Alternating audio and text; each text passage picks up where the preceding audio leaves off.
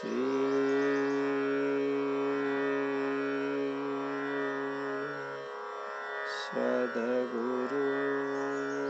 પરમાત્માય નમો નમઃ.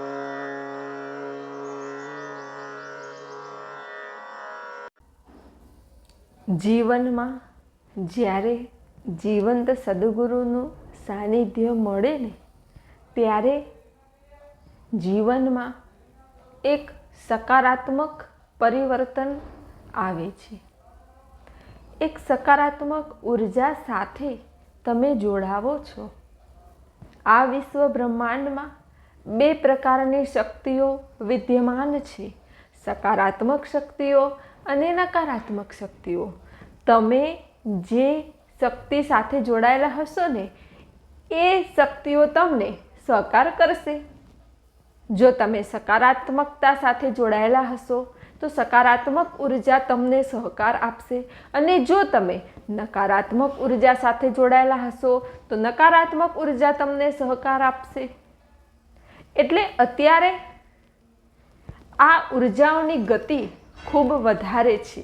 જો તમારા હાથે એક કાર્ય સારું થયું તો આગળ તમારા હાથે સારું અને સારું જ થશે, અને જો તમે એક કાર્ય નકારાત્મક કર્યું તો આગળ પણ તમારા હાથે નકારાત્મક કાર્યો જ થશે. અને સકારાત્મક કે નકારાત્મક કાર્યો ક્યારે થાય? જ્યારે તમે એવા વિચાર કરો ત્યારે. જો તમે સકારાત્મક વિચાર રાખશો તો તમારા હાથે સકારાત્મક કાર્યો જ થશે, અને જો તમે નકારાત્મક વિચાર રાખશો તો તમારા હાથે નકારાત્મક કાર્યો જ થશે. પણ અત્યારે નકારાત્મક શક્તિઓનો પ્રભાવ વધારે છે, અને જેટલો પ્રભાવ નકારાત્મકતાનો છે એટલો સકારાત્મકતાનો પણ છે. પણ આ સકારાત્મક ઉર્જાનો પ્રવાહ સદગુરુના સાનિધ્યમાં વહે છે.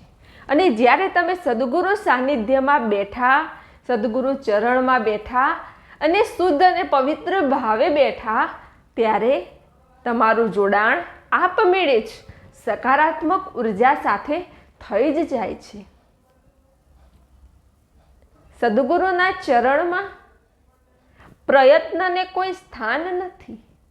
સદગુરુ કદી એમ ન કહે કે તમે આમ ન કરશો, તમે આ છોડો, તમે પેલું છોડો, કદી ન કહે. પણ સદગુરુ ચરણમાં બેસવા માત્રથી જે છોડવા જેવું છે એ છૂટી જ જાય છે, અને જ્યાં ચાલવાનું છે ત્યાં ચલાઈ જ જાય છે. એટલે તમારા સ્વભાવથી વિરુદ્ધ તમે જે કરી રહ્યા હતા તે સર્વે સદગુરુ ચરણમાં આપમેળે છૂટી જ જાય છે, અને શિષ્ય પોતાના સ્વભાવમાં આવી જ જાય છે. આ સદગુરુ ચરણમાં જ સંભવ છે. અને સદગુરુ ચરણમાં સકારાત્મક ઉર્જાનો અઢળક અખૂટ પ્રવાહ વહેતો હોય છે. અને આ પ્રવાહમાં જો તમે જોડાઈ ગયા તો તમે એક સકારાત્મક ઉર્જા સાથે, ગુરુ ઉર્જા સાથે જોડાઈ જાઓ છો. તમે ગુરુ ધારામાં જોડાઈ જાઓ છો. ગુરુ શક્તિઓ એ સકારાત્મક શક્તિઓનો પ્રકાશપુંજ છે. અશક્યને પણ શક્ય બનાવે એ ગુરુ શક્તિઓ છે. તો જીવનમાં જ્યારે મને બટુકાનંદનું સાનિધ્ય મળ્યું, બટુકાનંદના ચરણોમાં બેસવાનો અવસર મળ્યો, એ ખૂબ અહોભાગ્ય અને પરમાત્માની કૃપા છે. અને બટુકાનંદના ચરણોમાં બેસવા માત્રથી ભીતરમાં ભજનમાં બેસવાની, ધ્યાનમાં બેસવાની અને આ માર્ગે આગળ વધવાની લગની લાગી.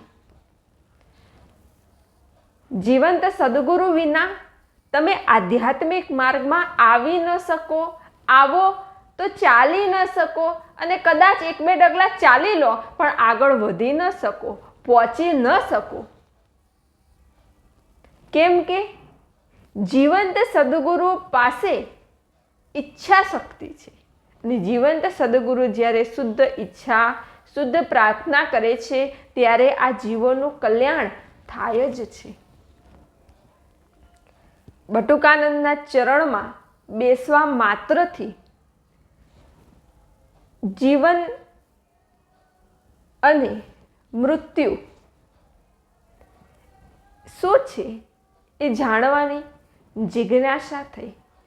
હવે મનમાં એમ વિચાર આવતા હતા કે મેં જન્મ લીધો તો હું ક્યાંથી આવી છું? પહેલાં પણ મેં જન્મ લીધો હશે, પણ એ તો મને યાદ નથી. અત્યારે આ જન્મ લીધો છે તો હું ક્યાંથી આવી છું? અહીંયા કેમ આવી છું? અહીંયા કેમ મારો જન્મ થયો છે? અને હવે હું જીવન જીવીશ અને અંતે મૃત્યુ થઈ જશે. મૃત્યુ તો સત્ય છે, મૃત્યુ તો અટલ સત્ય છે અને તે તો થવાનું જ છે. એનો મતલબ એ કે શરીર મળ્યું છે અને શરીર છોડવાનું છે. હવે વચ્ચેના ગાળામાં આ શરીર સાથે રહેવાનું છે. જે પણ કરો એ બધું અહીંયા જ રહેવાનું છે અને અંતે તો આ શરીર મૂકીને નીકળી જ જવાનું છે. તો પછી આ જન્મ અને મૃત્યુની વચ્ચે એવું તો કયું કાર્ય કરું જેનાથી મને મારા સ્વરૂપની ઓળખાણ થાય, જેનાથી આ મનુષ્ય જન્મ સાર્થક થાય, જેનાથી આ મનુષ્ય જન્મ ધન્ય થાય, જેનાથી મને મારી મંજિલ મળી જાય, ઠેકાણું મળી જાય. એવું તો કંઈક કાર્ય હશે. પછી મેં વિચાર કર્યો કે આ જે બધા મહાપુરુષો થઈ ગયા, જેમ કે ભગવાન બુદ્ધ છે, મહાવીર છે, કબીર છે, મીરાબાઈ છે, ભગવાન કૃષ્ણ છે, તો આ બધા મહાપુરુષો પાસે એવું તે કયું જ્ઞાન હતું, એવું તે કયું ભજન હતું? ભગવાન શિવ એ ધ્યાનમાં બેસતા હતા તો કોનું ધ્યાન કરતા હતા? ધ્યાનમાં એ શું બોલતા હતા અને ધ્યાનમાં એમને શું ગમતું હતું? ધ્યાનમાં એમને કઈ અનુભૂતિ થતી હતી? અને એ એવી કઈ કક્ષાએ પહોંચ્યા કે આજે સર્વે આખું વિશ્વ તેમને યાદ કરે છે, તેમનું નામ લે છે અને તેમનું નામ લેવા માત્રથી કલ્યાણ થાય છે, બધાનું સારું થાય છે, બધાને સકારાત્મક ઉર્જા મળે છે. તો એવું તો કંઈક એ પામી ગયા છે, એવું તો કંઈક એમને મળ્યું. તો એવું તો શું મળ્યું હશે એ જાણવાની ભીતરમાં જિજ્ઞાસા હતી. વિચાર કર્યો કે ઘણા એવા હતા, રાજા હતા, મહારાજા હતા, એમની પાસે તો ધન હતું, સંપત્તિ હતી, વૈભવ હતો, બધું જ હતું. તો એમને હૃદયમાં એવું કંઈ થયું, એવી પરમ તત્વને જાણવાની જિજ્ઞાસા થઈ કે બધું મૂકીને એ હિમાલયમાં જતા રહ્યા, જૂનાગઢમાં જતા રહ્યા અને ત્યાં જઈને એમને જ્ઞાન પ્રાપ્ત કર્યું, ધ્યાન પ્રાપ્ત કર્યું, એમને અનુભૂતિઓ થઈ અને પછી એ ક્યાં પહોંચી ગયા? એમને એવું શું મળ્યું કે ફરી તે પાછા આવ્યા સમાજમાં અને બધાને જગાડ્યા અને આજે તે ભગવાન બન્યા. તો કંઈક તો પ્રાપ્ત કર્યું જ છે અને કંઈક તો છે જ. આ અખૂટ ખજાનો તો છે જ. પણ હવે એ બધાએ તો પ્રાપ્ત કરી લીધો. હવે મારે આ માર્ગમાં આગળ વધવું હોય તો કયું ભજન, કયું ધ્યાન, કેવી રીતે બેસવું, કેવી રીતે જન્મ સાર્થક કરું, એની તો મને કંઈ ખબર નથી. હજુ તો બટુકાનંદનું શરણ મળ્યું છે. પછી આગળ તો કઈ રસ્તો મને દેખાતો નથી.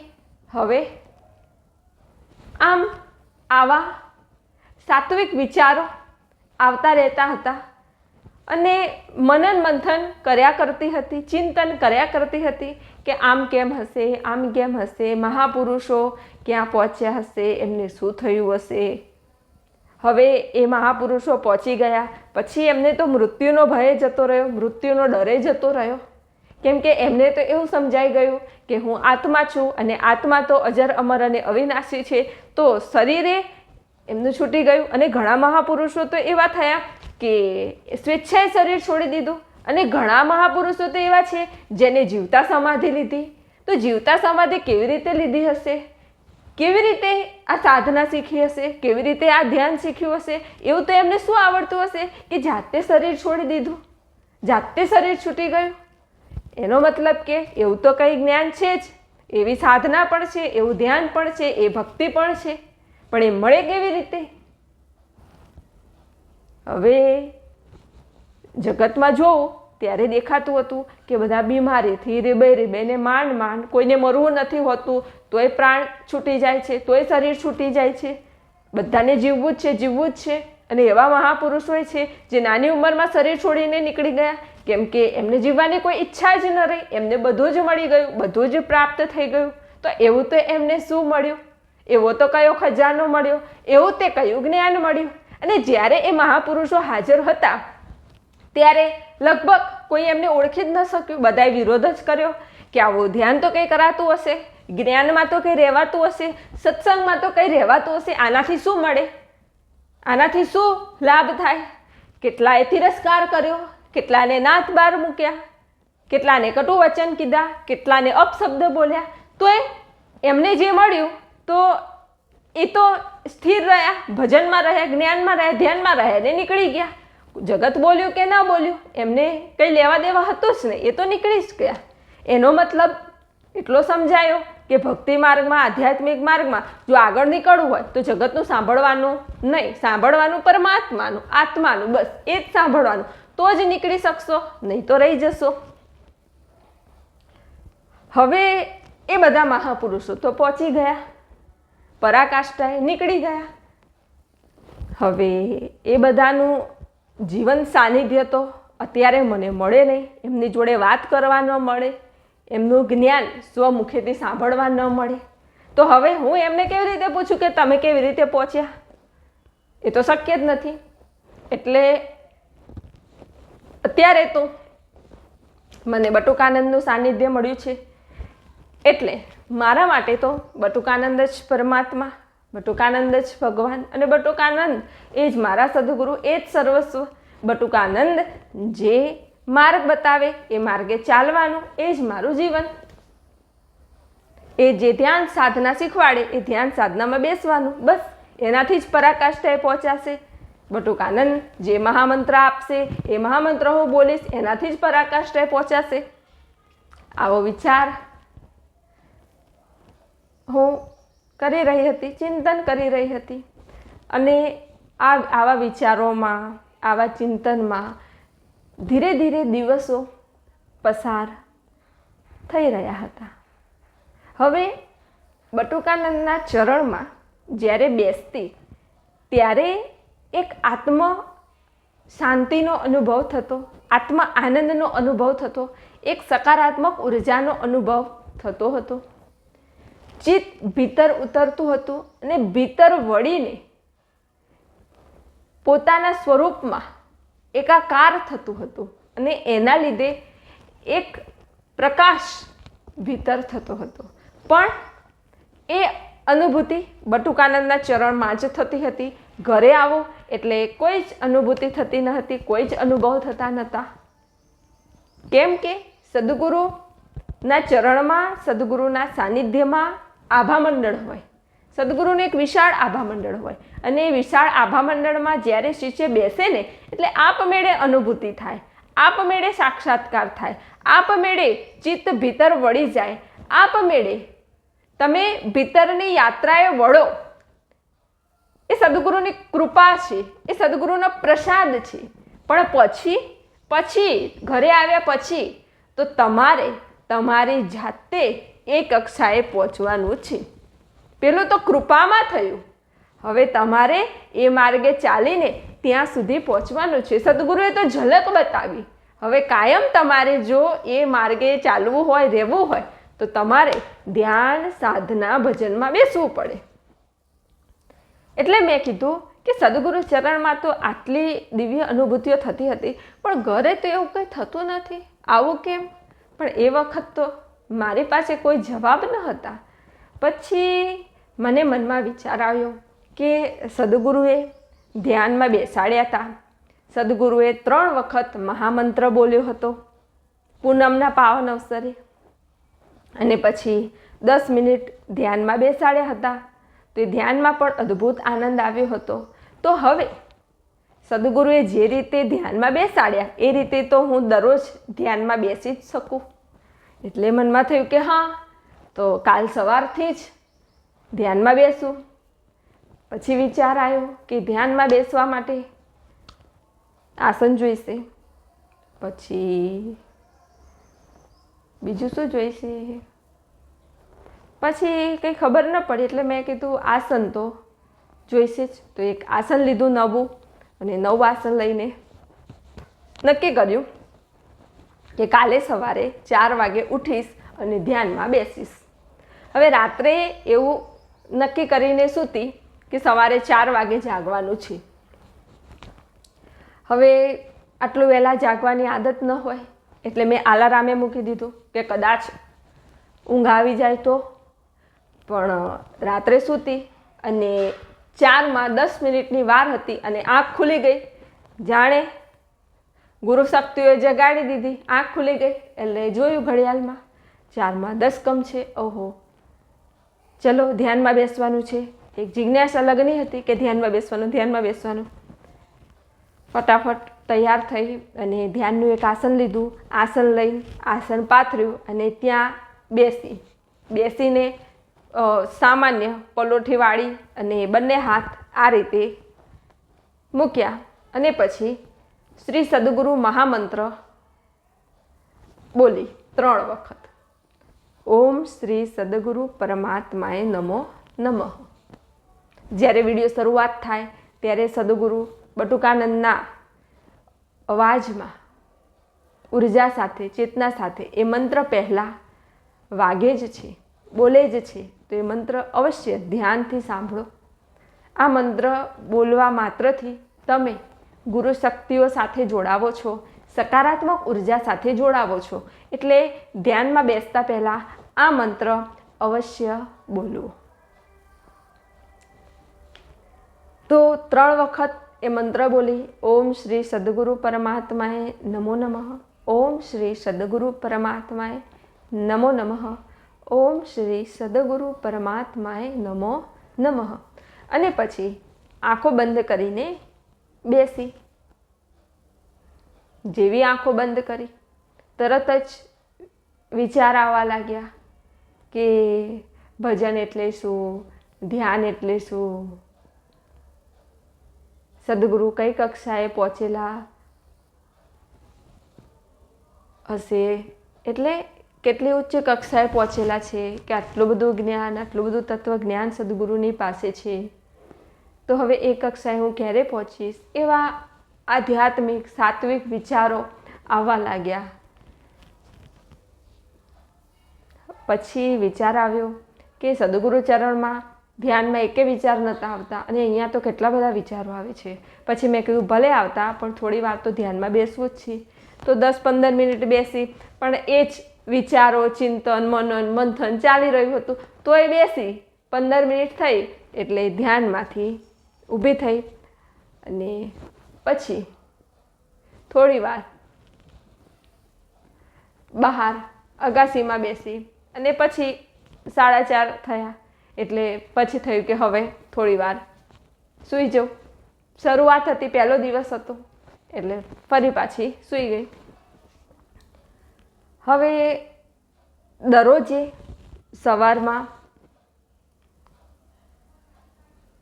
જાગતી અને આ રીતે ધ્યાનમાં બેસતી. ભૂતકાળના વિચાર આવતા, ભવિષ્યના વિચાર આવતા અને એમ ધ્યાન ચાલ્યા કરતું હતું. પછી એક દિવસ જે રિલેટિવ હતા અમારા, એમનો ફોન આવ્યો કે બટુકાનંદનો સત્સંગ છે સાંજે, તો જરૂરથી આવજો. એટલે હું તો ખુશ થઈ ગઈ, રાજી થઈ ગઈ, પ્રસન્ન થઈ ગઈ કે બટુકાનંદનો સત્સંગ છે, સદગુરુ ચરણમાં જવાનું છે, સદગુરુ સાનિધ્યમાં જવાનું છે. એટલે મેં કીધું હા આવીશું. પછી એ દિવસે સાંજે 5 વાગે સત્સંગમાં જવાનું હતું. તો તૈયાર થઈને સત્સંગમાં જવા માટે નીકળી. ઘણા બધા સંતો ભક્તો ત્યાં હતા. બટુકાનંદનો દિવ્ય સત્સંગ હતો. બટુકાનંદ પોતાની બ્રહ્મગાદી પર બિરાજમાન હતા. બટુકાનંદે સત્સંગમાં કહ્યું કે આ આધ્યાત્મિક માર્ગ, આ ભક્તિ માર્ગમાં ચાલવું, ભક્તિ માર્ગમાં પરાકાષ્ઠાએ પહોંચવું એ કંઈ એક જન્મમાં શક્ય નથી. જન્મો જન્મની સાધના હોય, જન્મો જન્મની તપશ્ચર્યા હોય, જન્મો જન્મનું ભજન હોય, ત્યારે તમે કેટલા જન્મો પછી આ માર્ગે પરાકાષ્ઠાએ પહોંચો છો. એટલે આધ્યાત્મિક માર્ગમાં કદી ઉતાવળ ન થાય. ધીરજથી જ તમે ધીરે ધીરે આગળ વધી શકો છો. અને જે શિષ્ય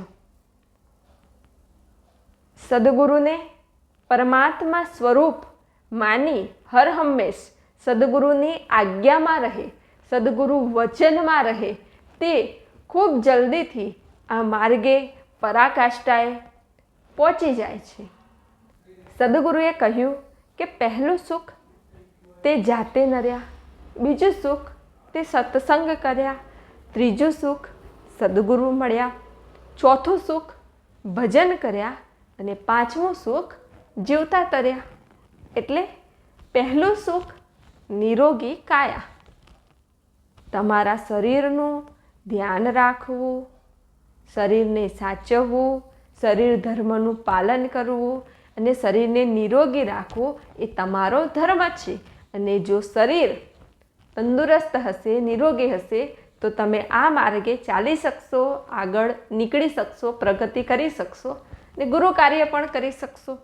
અને જો શરીર સારું, હૃષ્ટપુષ્ટ, તંદુરસ્ત હશે, તો બીજું સુખ સત્સંગ કર્યા. તો આ શરીર દ્વારા તમે તમારા સત્ય સ્વરૂપ આત્માની ઓળખાણ કરી શકશો. આ શરીર દ્વારા સત્ય સ્વરૂપ આત્માની અનુભૂતિ કરી શકશો. અને આ અનુભૂતિ કરવાની, આ સ્વરૂપને ઓળખવાની જો તમારામાં જિજ્ઞાસા હશે, તો ત્રીજું સુખ સદગુરુ મળ્યા. તો તમને જીવનમાં જીવંત સદગુરુ મળશે. અને જો જીવનમાં જીવંત સદગુરુ મળશે, તો ચોથું સુખ તે ભજન કર્યા. તો ભજન એટલે શું? ભજન કોનું કરવું? ભજન કોને કહેવાય? ભજનમાં કેવી રીતે બેસવું? એ તમને સાક્ષાત્કાર થશે. અને જો સાચું ભજન તમને મળશે, સાચું ભજન જો હાથ આવશે અને સાચા ભજનમાં જો તમે બેસશો, તો જીવતા મુક્તિ, પાંચમું સુખ તે જીવતા તર્યા. એટલે આ જીવનમાં જીવતા જ તમને મોક્ષ મળી જશે. મોક્ષ એટલે તમારામાં કોઈ આસક્તિ ન રહે, કોઈ ઈચ્છાઓ ન રહે, માયા, મમતા કશું જ ન રહે. તમને જીવનમાં જે જોવાનું હતું એ જોઈ લીધું, જે જાણવાનું હતું એ જાણી લીધું, બધું જ તમે પૂર્ણ થઈ જાઓ. કોઈ હવે ઈચ્છા જ ન રહે. અને શરીર ભાવ છૂટી જાય, તમે આત્મભાવમાં મસ્ત થઈ જાઓ. આત્મા એ પરમ ચૈતન્યમાં એકાકાર થઈ જાય, એને કહેવાય મોક્ષ. તો તમને જીવતા જ મુક્તિ મળે છે, જીવતા જ મોક્ષ મળે છે. એટલે પાંચમું સુખ તે જીવતા તર્યા. સદગુરુએ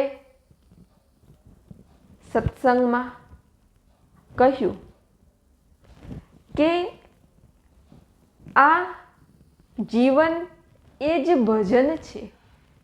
તમને જીવતા આવડવું જોઈએ. તમે કેવી રીતે જીવો છો એ મહત્વનું છે. કેવી રીતે જીવવું, કેવી રીતે જાગવું, કેવી રીતે ઉઠવું, કેવી રીતે બેસવું, કેવી રીતે જમવું, કેવી રીતે બોલવું, કેવી રીતે આ જીવનને પ્રકાશિત બનાવવું, અદ્ભુત, દિવ્ય, સારપૂર્ણ બનાવવું, એ તમારા હાથમાં છે. જો તમારું જીવન અદ્ભુત અને દિવ્ય, ભજનમય, સત્સંગમય બની જાય ને, તો આ જીવન એ જ ભજન છે. એટલે જ તો મહાપુરુષો હોય, સદગુરુ હોય, એ જાગે તોય ભજન, બેસે તો ભજન, જમે તો ભજન, આરામ કરે તો ભજન, એમનું બધું ભજન જ હોય. કેમ કે એમના જીવનમાં ભજન ઉતરી ગયું છે, ભજનમાં એ એકાકાર થઈ ગયા છે. બસ એ પોતાના સ્વરૂપમાં જ હર હંમેશ મસ્ત રહે છે. તો આવું ભજન ક્યારે મળે?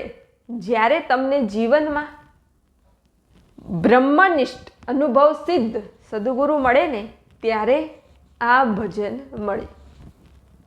બટુકાનંદે કહ્યું કે આ માર્ગ કંઈ એવો નથી કે તરત મળી જાય ને તરત પહોંચી જાઓ. અહીંયા તો માથા સાટે માલ છે. જો મસ્તક મૂકો તો મળે, અહંકાર મૂકો તો મળે, મારું મારું મૂકો તો મળે, મન મૂકો તો મળે. સદગુરુ ચરણમાં તન મન અને ધન અર્પણ કરવાનું છે. જ્યારે તન ગુરુ કાર્ય માટે, મન સદગુરુને સોંપી દીધું અને ધન સેવા કાર્યમાં વાપરવાનું, અને મસ્તક કોઈ અહંકાર નથી, એ પણ અહંકાર શૂન્ય થઈ ગયો, એ પણ વિલીન થઈ ગયો અહંકાર. તો તમને આ જ્ઞાન મળે તો તમે આ ઉર્જા સાથે જોડાવો. બાકી હું ને મારું ને અહંકાર ને માયા ને મમતા બધું હોય તો તમે આ ગુરુ ઉર્જા સાથે જોડાઈ જ ન શકો. એટલે બટુકાનંદે કહ્યું કે જે શિષ્ય નું અસ્તિત્વ શૂન્ય થઈ જાય એ સદગુરુ સ્વરૂપમાં, સદગુરુ સ્વરૂપમાં એટલે સદગુરુની ભીતર જે ગુરુ શક્તિઓ છે એમાં એકાકાર થઈ જાય ને તે શિષ્ય પણ ગુરુ રૂપ બને છે, ગુરુમય બને છે. અને જ્યારે શિષ્ય ગુરુમય બને ને ત્યારે સદગુરુએ શિષ્યને કંઈ આપવું ન પડે, પણ જે કક્ષાએ સદગુરુ હોય એ કક્ષાએ જ શિષ્ય આપમેળે જ પહોંચી જાય છે. સદગુરુ પાસે જે જ્ઞાન હોય એ જ્ઞાન શિષ્યને આપમેળે મળી જ જાય છે. કેમ કે જ્યારે શિષ્યનું અસ્તિત્વ શૂન્ય થઈ જાય ને એટલે ગુરુ શિષ્યની યુટ્યુબ થાય છે. અને જ્યારે ગુરુ શિષ્યની યુટ્યુબ થાય એટલે ગુરુની ઉર્જા શિષ્યમાં પ્રવાહિત થાય છે, અને શિષ્યની ટ્યુબમાં જે કચરો હોય એ બધો કચરો ધીરે ધીરે ધીરે બહાર નીકળવા લાગે છે. અને જ્યારે શિષ્યનો કચરો બહાર નીકળે એટલે શિષ્યના જીવનમાં આવરણ આવે, અવરોધ આવે, જગત વિરોધ કરે, જગત નિંદા કરે, આવું નાનું મોટું થયા કરે છે. કેમ કે કચરો બહાર નીકળે છે અને ઉર્જા અંદર ભરાય છે. જ્યારે બધો કચરો બહાર નીકળી જશે એટલે શિષ્ય શુદ્ધબુદ્ધ અને ચૈતન્ય બનીને પરમ કક્ષાને પ્રાપ્ત કરી લેશે. અત્યારે શુદ્ધબુદ્ધ ચૈતન્ય થઈ જ ગયો છે, પણ પેલો કચરો બહાર નીકળે છે એટલે થોડા ઘણા આવરણ તો આવવાના. અને આધ્યાત્મિક માર્ગમાં એક વસ્તુ તો યાદ જ રાખવાની કે આધ્યાત્મિક માર્ગમાં તમે ચાલ્યા એટલે 80 જણા તમારા ગુણગાન ગાવાવાળા હોય ને તો 20 તો નિંદા કરવાવાળા હોય જ. એ તો રહેવાનું જ. બધા સહકાર આપે, બધા સાથ આપે, બધા સારું બોલે એવું તો શક્ય જ નથી.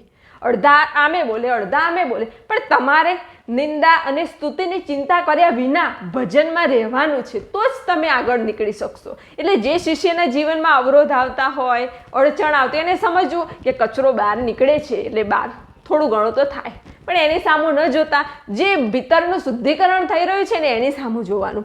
એટલે યુટ્યુબમાં જેમ જેમ જેમ જેમ ઉર્જા ભરાય એમ એમ કચરો બહાર નીકળતો જાય, અને જ્યારે આખી લાઈન ક્લિયર ચોખ્ખી થઈ જાય એટલે ગુરુ શિષ્યની યુટ્યુબ થતા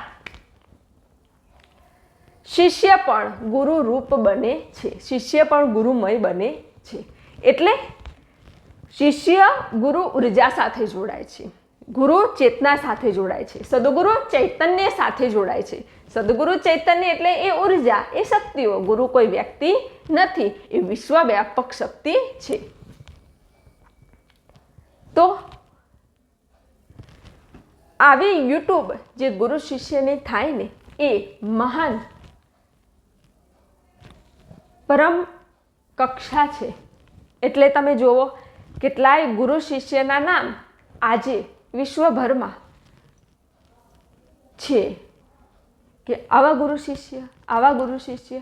કેમ કે ગુરુ શિષ્યનો પ્રેમ એ શરીરનો પ્રેમ નથી, એ તો આત્મીય પ્રેમ છે, એ અમર નાતો છે, એ એક જન્મનો નથી, એ જન્મો જન્મનો છે. બટુકાનંદનું સત્સંગ સાંભળવા માત્રથી વિચારો શૂન્ય થઈ જતા, ના ભવિષ્યના વિચાર આવતા, ના ભૂતકાળના વિચાર આવતા, અને ભીતરમાં આત્મપ્રકાશ થતો, આત્મ ઉજાસ થતો. તો સત્સંગ તો ખૂબ ગહન હતો, દિવ્ય હતો અને અદ્ભુત સદગુરુએ સમજાવ્યું. આ તો તમને થોડું એમાંથી જ્ઞાન પીરસ્યું. હવે સત્સંગ પૂર્ણ થયો પછી બટુકાનંદના દિવ્ય દર્શન કર્યા, સાષ્ટાંગ પ્રણામ કર્યા. હૃદયમાં ભીતરમાં ખૂબ શાંતિ અને આનંદની અનુભૂતિ થઈ રહી હતી. પછી મને મનમાં એમ થયું કે સદગુરુનો જ્યારે સત્સંગ સાંભળું છું ને ત્યારે ભીતરમાં અદ્ભુત આનંદ આવે છે, પ્રકાશ થાય છે અને વિચારો પણ આવતા નથી. તો કોઈ ગુરુ ભક્તોને હું પૂછું કે પહેલાંનો સદગુરુનો સત્સંગ રેકોર્ડિંગ હોય તમારી પાસે તો મને આપો. એટલે મેં 2-4 ગુરુ ભક્તોને વાત કરી. તેમણે કીધું કે હા, અમારી પાસે છે બટુકાનંદનો સત્સંગ, ઘણા બધા સત્સંગો છે. તો મેં કીધું તમે બ્લૂટૂથથી મારા મોબાઈલમાં આપો. ત્યારે વોટ્સઅપ ન હતું એટલે એક ગુરુ ભક્તના મોબાઈલમાંથી મેં બટુકાનંદના જેટલા સત્સંગ હતા એ સત્સંગ મારા મોબાઈલમાં લીધા અને લઈને ખરેખર હું ખૂબ પ્રસન્ન થઈ, રાજી થઈ કે આટલું બધું જ્ઞાન, સત્સંગ, આટલી બધી અમૃતવાણી મને સાંભળવાનો અવસર મળ્યો અને આટલો બધો સત્સંગ મને મળ્યો. ઓહો, હવે તો હું ઘરે બેઠા બટુકાનંદનો સત્સંગ સાંભળી શકીશ, બટુકાનંદની વાણી સાંભળી શકીશ અને એ ઉર્જા સાથે જોડાઈ શકીશ. એટલે મેં તો જે પણ સત્સંગ હતા એ બધા સત્સંગ મારા મોબાઈલમાં લીધા અને પછી હું ઘરે આવી. હવે ઘરે આવી એટલે મને એક વિચાર આવ્યો કે હું ધ્યાનમાં બેસું છું તો ધ્યાનમાં વિચારો આયા કરે છે. એના કરતાં હવે જ્યારે હું ધ્યાનમાં બેસીશ ને ત્યારે બટુકાનંદનો સત્સંગ ચાલુ રાખીને પછી આંખો બંધ કરીને બેસીશ. એટલે સત્સંગે સંભળાશે અને ધ્યાનમાંય બેસાશે અને એક તો બટુકાનંદની અમૃતવાણી ચાલુ હશે એટલે કોઈ વિચારોય નહીં આવે અને એ ગુરુ ઉર્જા સાથે હું જોડાઈશ અને ધ્યાનમાં પણ આનંદ આવશે. એટલે મેં નક્કી રાખ્યું કે હવે કાલે સવારે તો આ રીતે જ ધ્યાનમાં બેસવું છે કે મોબાઈલમાં બટુકાનંદનો સત્સંગ ચાલુ રાખીશ અને પછી આંખો બંધ કરીને બેસીશ. બરાબર?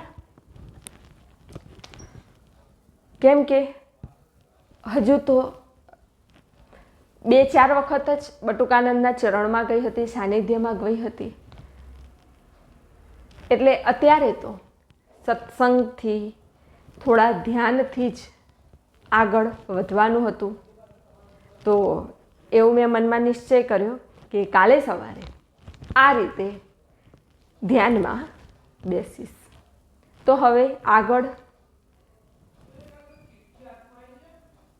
ધ્યાનમાં, સાધનામાં જે અનુભૂતિઓ થઈ, આધ્યાત્મિક માર્ગમાં જે આત્મજ્ઞાન, બ્રહ્મજ્ઞાન મળ્યું તે હું આપ સર્વને મારી આધ્યાત્મિક યાત્રાના આગળના વિડીયોમાં કહીશ. મારી આધ્યાત્મિક યાત્રાના 1 થી 9 ભાગ સદગુરુ ચૈતન્ય ચેનલ પર અપલોડ કરેલા છે અને આ ભાગ 10 છે. તો પહેલેથી આ દરેક ભાગ શાંતિથી સાંભળો અને ભીતર ઉતારો અને બટુકાનંદના સ્વમુખેથી જે ગુરુ મહિમાનું પ્રાગટ્ય થયેલું છે એને 52 સાખી છે. તો આ દરેક સાખીનો તત્વાર્થ બટુકાનંદે ખૂબ ગહનતાથી અનુભવ સિદ્ધ વાણીથી સમજાવ્યો છે.